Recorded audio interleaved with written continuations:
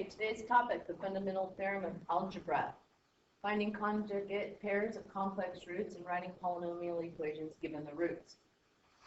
Okay, complex zeros occur in conjugate pairs, which says if it's a polynomial function that has real coefficients, if a plus bi is a zero, then the conjugate a minus bi is also a zero. And we use that because generally what they list is only one of the complex zeros when they say to write the equation.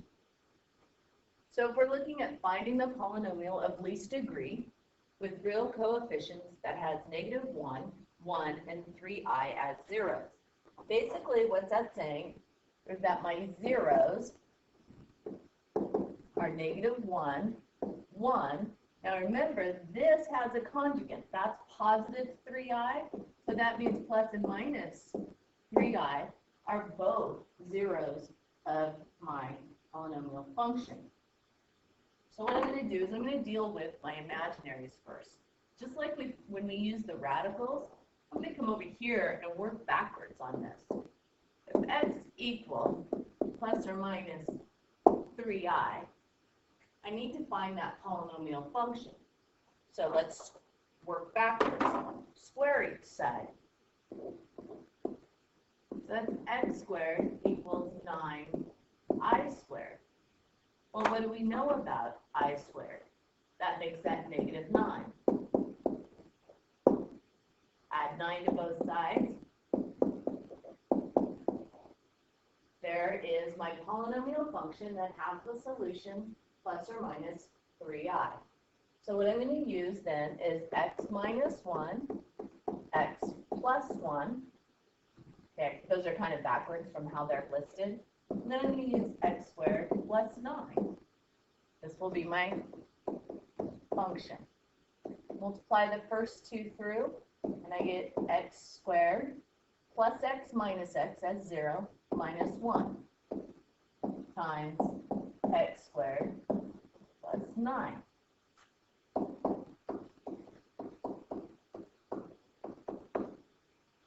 Let's multiply this through, distribute.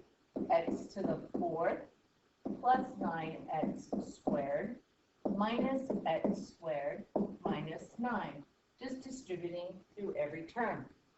So my function, after combining like terms, x to the 4th plus 8x squared minus 9. So again, it's just working back. Okay, let's do another example. All right, so polynomial function, least degree with real coefficients 2, -1 plus 3i. Notice it's not -1 and 3i. It is the complex number -1 plus 3i. You have to be careful when they list it like that, that you don't see those as two separates. So my zeros are 2. Now remember, this comes in a conjugate pair, so it's -1 plus or minus 3i. First thing I'm going to deal with is my complex. I'm going to say x equals -1 plus or minus 3i. Work backwards from solving like completing the square. So I'm going to add 1 first. Now I'm going to square both sides.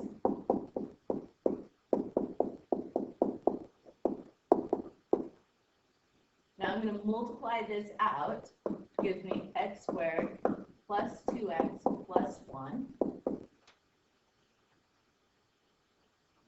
This gives me, right, that's a 9i squared. So that's -9. That's a 9i squared, which we know is -9.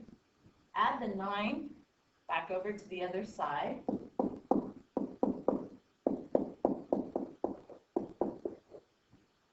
So now that I have the 0 for my complex numbers, now I use the x minus 2 times my function that has those as zeros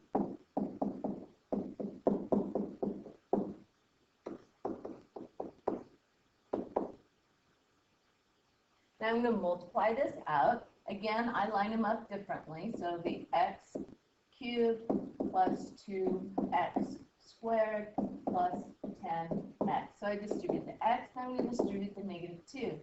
Minus 2x squared minus 4x minus 20.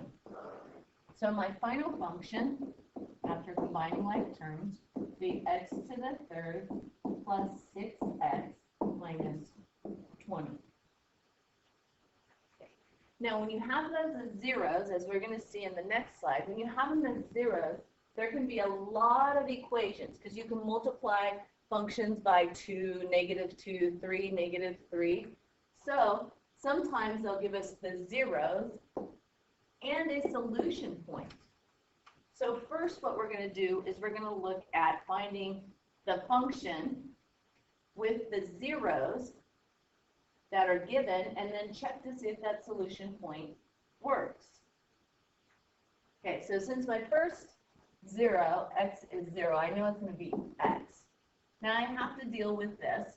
So I'm going to come over here. I know it's going to be plus or minus because it comes in a pair. The imaginary is coming in a pair. Square both sides. We know that that's going to be -2. Add 2 to both sides. I don't know why the parentheses, doesn't need it. Okay, so now I'm going to actually deal with my function. So my f of x, this is 0, that's x, times x squared plus 2. Now I would distribute that in, and I get f of x equal x cubed plus 2x. But it tells me, right here, tells me my solution point is f of 2 is equal to -32. So I have to test that f of 2. So I'm testing. Test f of 2. That's 2 cubed plus 2 times 2, which is 8.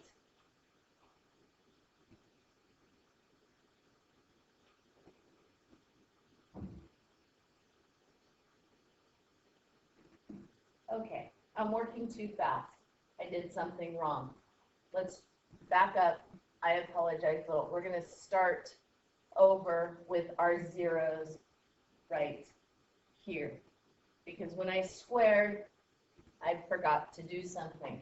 Very common error. When I squared, I need to square the 2 as well. So that should be 4i squared. So that would be x squared equals -4. X squared plus 4 equals 0. I apologize that we went so far. Okay, so let's recap. Again, I'm going to deal with my complex number, and then when I square both sides, I had to square the 2, which I did not in the beginning. Okay, so that gives me my polynomial function that has the zeros plus or minus 2i. So now I go to my function of f of x equal x times x squared plus 4. Distribute through.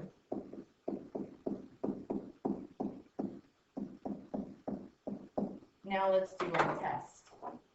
Now we're going to test f of 2. And that's going to be 2 cubed plus 4 times 2. 8 plus 8 equals 16. Well, what is f of, it tells me f of 2 is equal to -32. So this doesn't check.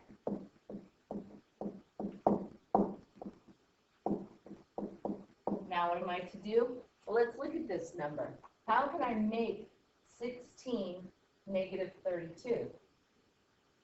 How can I make 16 -32? Multiplied 16 by -2 will give me 32. So let's see if I multiply my function by -2.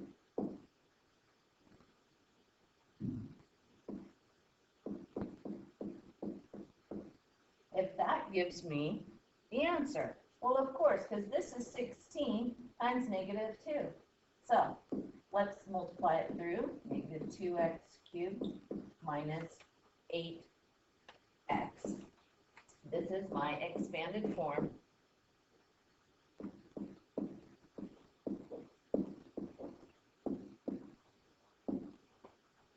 Of my function.